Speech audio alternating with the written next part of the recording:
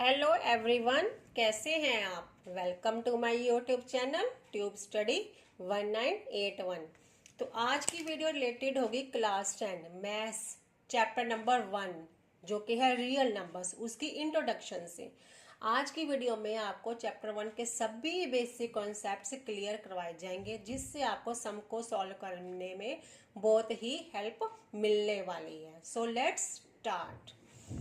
The first one is natural numbers. क्या होते हैं natural numbers? Firstly simple language में जो नंबर्स 1 से स्टार्ट होते हैं, 1 टू इन्फिनाइट, ठीक है, चलते जाते हैं आगे, उनको हम बोलते हैं natural numbers. Means counting numbers को हम नेचुरल नंबर्स बोलते हैं।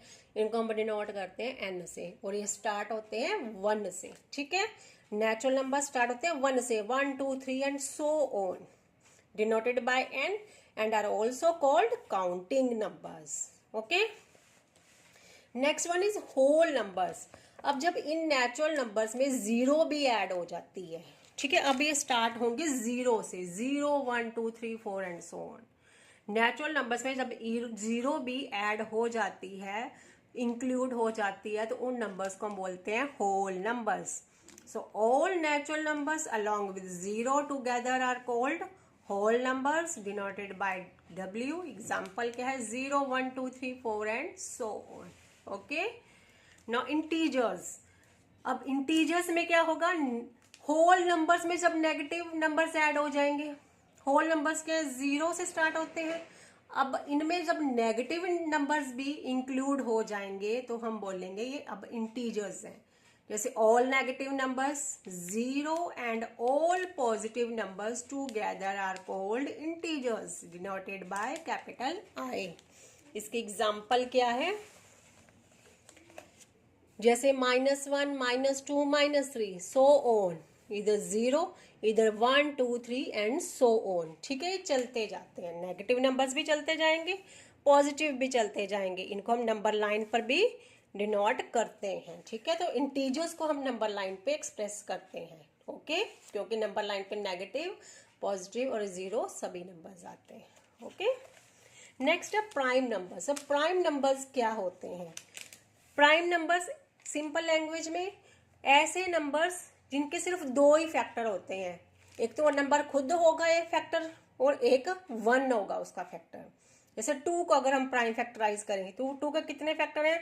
2 को प्राइम फैक्टराइज किया तो 2 और 1 दो फैक्टर्स आए, तो 2 क्या हो गया? प्राइम नंबर हो गया। तो वो सभी नंबर्स जिनके सिर्फ दो ही फैक्टर्स होते हैं, एक तो नंबर इटसेल्फ और दूसरा नंबर है 1। ठीक है, उनको हम प्राइम नंबर्स बोलते हैं। Prime numbers have two factors, that is 1 and the number itself. And 1 is not a prime number as it has only one factor. So all natural numbers greater than 1 which are divisible by 1 and the number itself are called prime numbers. 1 एक prime number नहीं है, क्योंकि prime number बनने के लिए at least 2 factors होने चाहिए, लेकिन 1 का सिर्फ एक ही फैक्टर है, वो है 1 नहीं, इसलिए 1 number is not a prime factor. तो सभी नंबर्स जो ग्रेटर देन 1 है और जो 1 से डिविजिबल है और खुद से डिविजिबल है, उनको हम प्राइम नंबर्स बोलते हैं। ओके, जैसे 3 1 से डिविजिबल हो जाएगा और 3 से डिविजिबल हो जाएगा, it means 3 is a prime number. 5 भी prime number, 7 11 13 like this. Okay, now a composite number.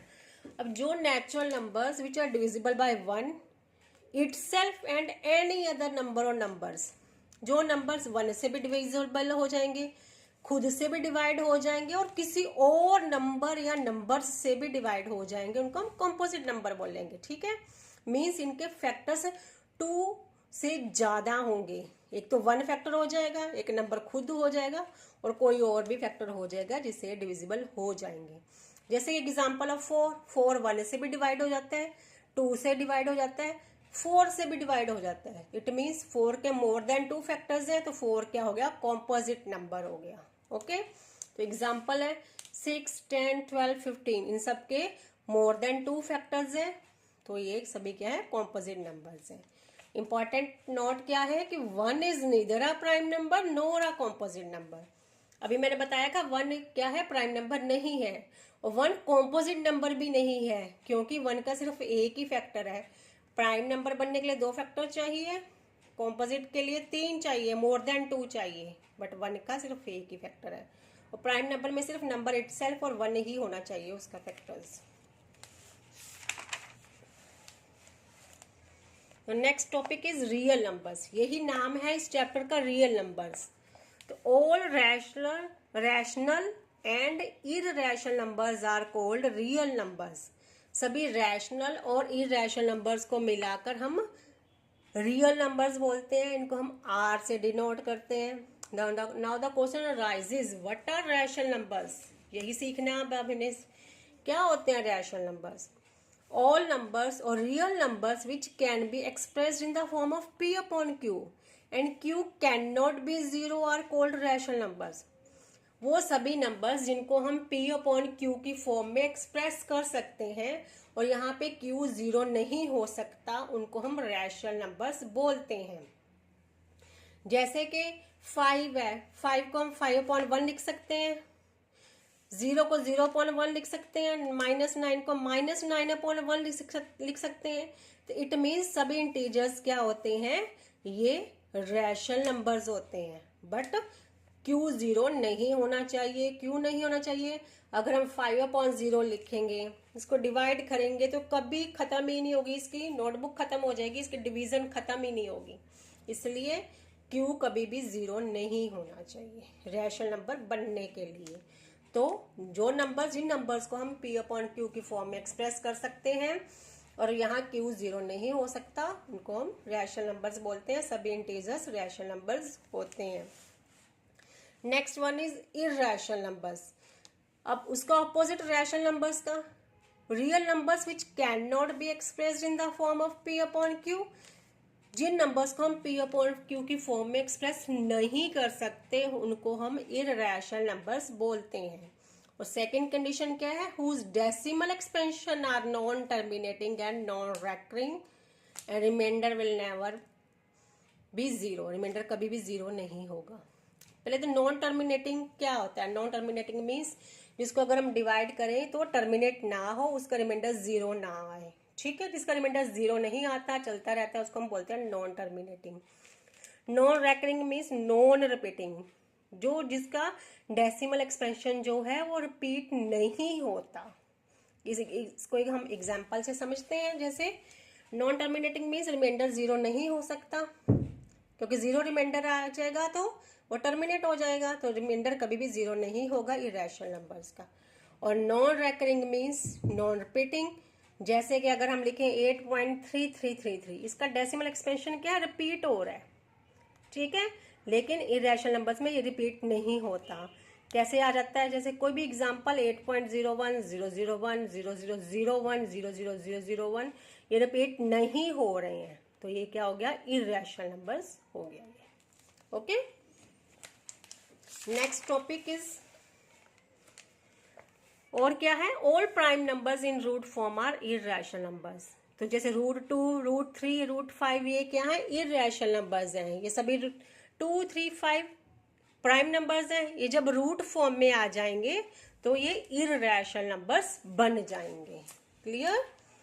Now fundamental theorem of arithmetic.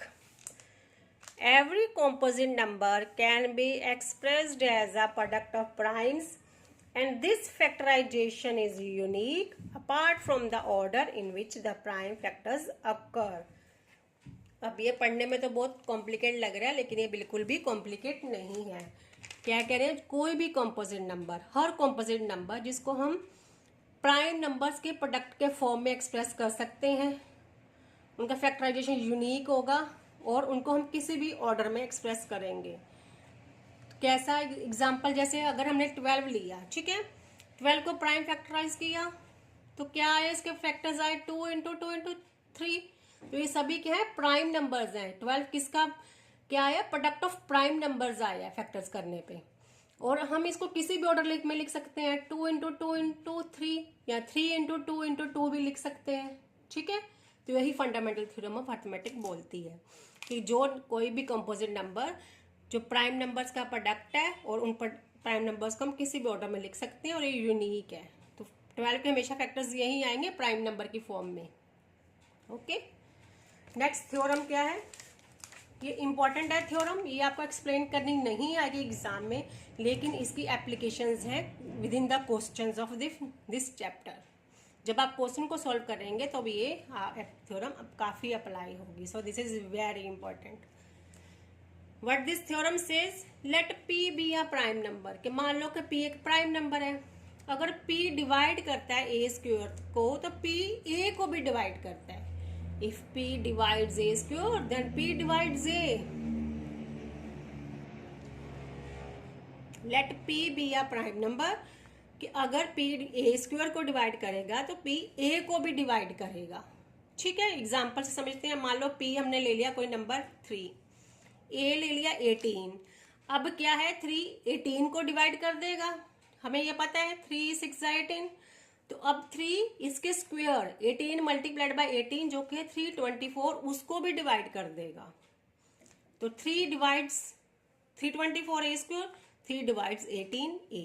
तो पी क्या है, अगर ए स्क्वायर को डिवाइड करता है तो पी ए को भी डिवाइड करता है। ओके, ये थ्योरम बोलती है इसकी। नेक्स्ट है very important topic of this chapter. इसी से रिलेटेड आपको कोई ना कोई क्वेश्चन एग्जाम में मिलने ही वाला है। थ्योरम क्या है, रूट 2 इज इरेशनल, ये हमने प्रूव करना है। ये आपको कैसे आएगा कि prove root 3 is irrational, root 5 is irrational, root 7 is irrational, ऐसे आएगा। तो इस क्वेश्चन को हमने कैसे सॉल्व करना है, हमने प्रूव करना है ना, उसका कॉन्ट्राडिक्शन लेना है, उसका ऑपोजिट मान लेना है। कि हमने मान लेना है कि नहीं रूट 2 जो है रैशनल नंबर है, जबकि हमने प्रूव तो करना है रैशनल, लेकिन हम मान लेंगे ये रैशनल नंबर है। फिर ये रैशनल नंबर आएगा नहीं तो हम बोलेंगे जो हमने अजम्पशन ली थी वो रॉन्ग ली थी, तो इसका मतलब क्या है, ये इरैशनल है। ठीक है, कॉन्ट्राडिक्शन पे वर्क करेंगे हम इसके। तो हम क्या मानेंगे, let root 2 be a rational number, कि हमने मान लिया कि रूट 2 रैशनल नंबर है, इसका कॉन्ट्राडिक्शन मानना हमने। अब रैशनल नंबर है तो रैशनल नंबर्स को हम P अपॉन Q की फॉर्म में एक्सप्रेस कर सकते हैं। तो हम रूट 2 को लिख सकते हैं equal to P upon Q, where P and Q are coprime numbers. ये भी साथ में कंडीशन होगी। को प्राइम नंबर्स मीन्स ऐसे नंबर जिनका सिर्फ एक ही फैक्टर होता है और वो होता है 1। ठीक है, मैं यहाँ लिखा है मैंने, को प्राइम नंबर्स क्या होते हैं, numbers that have only 1 common factor that is 1। ऐसे नंबर्स जिनका सिर्फ एक ही कॉमन फैक्टर होगा और वो होगा 1, और जिनका देयर हाईएस्ट कॉमन फैक्टर ही 1 है। ठीक है, कोई और कॉमन फैक्टर होगा ही नहीं उनका, उनको हम को प्राइम नंबर्स बोलते हैं। तो हमने मान लिया कि P और Q को प्राइम नंबर्स हैं, मीन्स P और Q में सिर्फ एक ही कॉमन फैक्टर होगा और वो होगा 1। अब हमने इसको क्रॉस मल्टीप्लाई करेंगे तो root 2Q equal to P आ जाएगा। स्क्वेयरिंग बोथ साइड्स, दोनों साइड पे स्क्वेयर करेंगे तो रूट 2Q का होल स्क्वेयर P का होल स्क्वेयर। तो ये क्या बन जाएगा, 2Q square is equal to P square. अब यहां से हमें क्या पता चलेगा कि 2 is divisible by P square, कि 2 P स्क्वेयर से डिविजिबल है तो 2 P से भी डिविजिबल होगा। अभी यही थ्योरम रीड की थी हमने कि अगर 2 डिविजिबल है P स्क्वेयर से तो 2 P से भी डिविजिबल हो जाएगा। यही थ्योरम पढ़ के आए हैं अभी हम। ठीक है, तो 2 is divisible by P square then 2 is also divisible by P। हमने क्या मान लिया, फर्स्ट हमारी असम्पशन ये आ गई हमारी स्टेटमेंट। अब इसके बाद क्या करना है कि मान लेना है कि कोई लेट सी भी यानी कि कोई इंटीजर। हमने मान लिया कि सी कोई एक इंटीजर है तो P किसके इक्वल आ जाएगा, 2C के। ठीक है, हम अब डिवाइड करेंगे 2 डिविजिबल बाय P स्क्वायर तो क्या आएगा, 2P मान लो क्या आ गया, 2C आ गया। ठीक है, ये सेम ही लिखना है आपने ऐसे ही सोल्यूशन में। अब स्क्वायर करना है, स्क्वेयरिंग बोथ साइड्स, फिर से इसका स्क्वायर किया P स्क्वायर, इसका 2C का होल स्क्वायर किया तो 4C स्क्वायर आ गया। ठीक है, अब ये कट जाएगा, 2 1 जा 2, 2 2 जा 4, तो Q स्क्वायर आ गया 2C स्क्वायर। अब यहां से क्या हो गया, 2 is divisible bye Q square तो 2 is also divisible bye Q। अगर 2 Q स्क्वायर से डिवाइड होता है तो 2 Q से भी डिवाइड होगा। ठीक है, ऐसे लिख लो, 2 अगर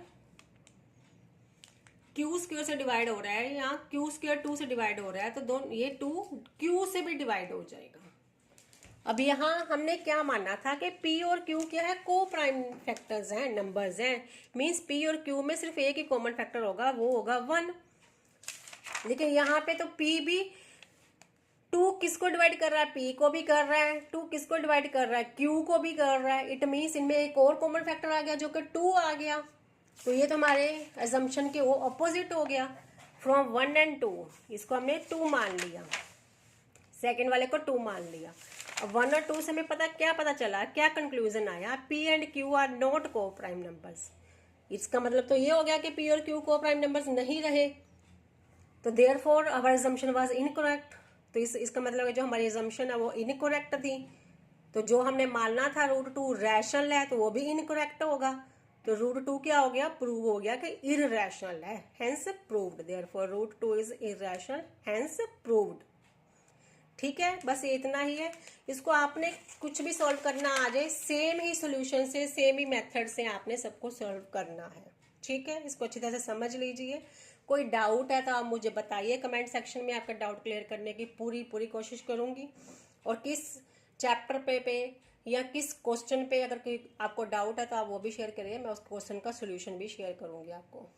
और मेरे चैनल को लाइक, सब्सक्राइब और शेयर कर लीजिए। Thank you so much.